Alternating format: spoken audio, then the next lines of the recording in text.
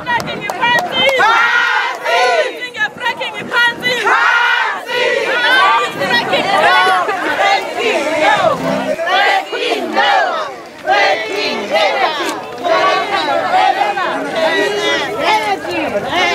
Well, I think Earthlife Africa has become very aware of the threat of fracking to South Africa and her people. And our understanding is that it would be an undue impact on the poor and working class, but would impact on everybody. And the biggest impact, besides the obvious air pollution and land pollution, would be water, which is in places like the Karoo very scarce in a water scarce country. So we thought that with World Water Day and our Human Rights Day, that we would flag onto everybody's radar that our right to water is indeed a human right, and we would prefer the frackers not to touch it.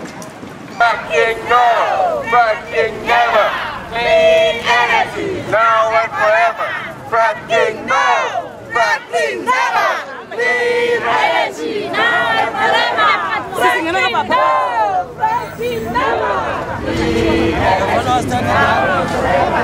Fracking no! Fracking never! Clean energy, now and forever! Fracking takes water out of the water cycle permanently. They take the water, they pump it underground, they put toxins in it, fracking fluids. A lot of that water stays underground. So it's taken from the water cycle, it's left underground. The water that comes out is so toxic because it has radioactivity from underneath the ground. It's even worse than what they put in. So in fact, they take water that we need for life, they frack with it, and we can never use it again. And that is not right. Yeah, these people from my area who are working on the wetlands, rehabilitation programs, and also together with the Adopt a River program, which has been initiated by the Department of Water Affairs. The effects of the fracking, especially in relation with the water resources, and these people their work is focusing on the conserving and also on the managing of the water resources. As we know, wetland is one of the water resources. So there is a linkage between, the link between the water resources that are on the wetland and also on the rivers, and together with the water that will be used on the fracking, on the hydraulic fracking of the gas in Karo. So we are just trying to link those kind of environmental issues together. Yeah, in terms of the human rights, as we know, the fracking of a gas in Cairo is both the human rights violation and also the environmental violation. So we took this opportunity to come here and then to show that we say no to fracking.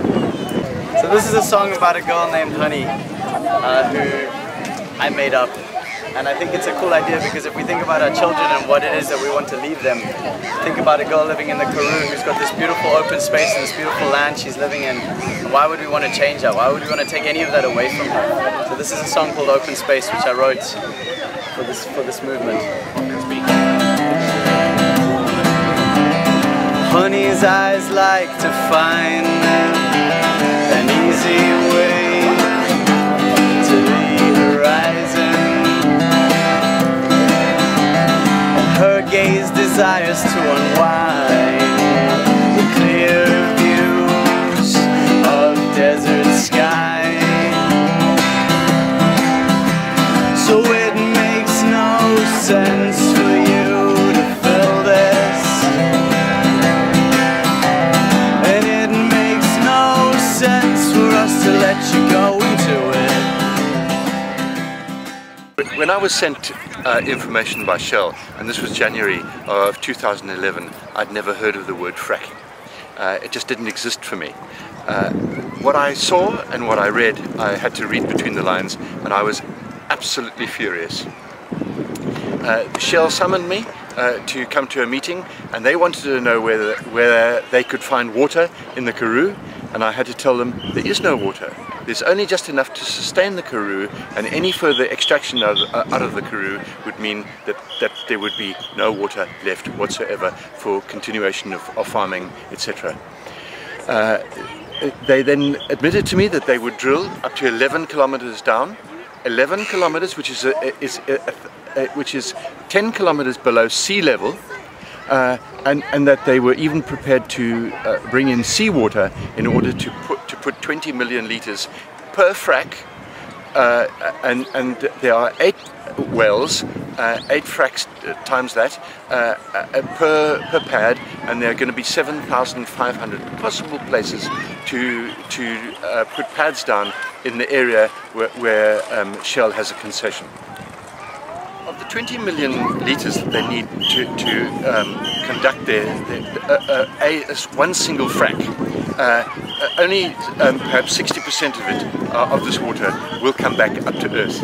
They're then supposed to retain this water in dams, and they say, Shell says, that, and they're on record for this, that they will just simply take it away. But the question, of course, is where to. When they get asked this question, they say, well, that they will negotiate with various municipalities to treat this water as if it was sewage. Well, the sewage treatment works in and around the Karoo, in entire South Africa for that matter, are not coping with the volume of sewage effluent. And that's all that they're trained to treat. They are certainly not trained to treat fracking fluids. And what is it with Shell that they wouldn't be able to treat their own fracking fluids or the returns? And here we must address a few other things, like what is contained in this water that comes back up. Well, we know about 1,500 various chemicals that they might use. That they're saying that they only use perhaps 8 of them, but they're not admitting to us which ones they are.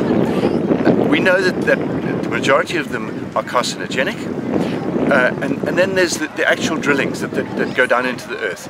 Well, amongst those drillings are radioactive metals and minerals, and we know that there's radon, iridium, and uranium.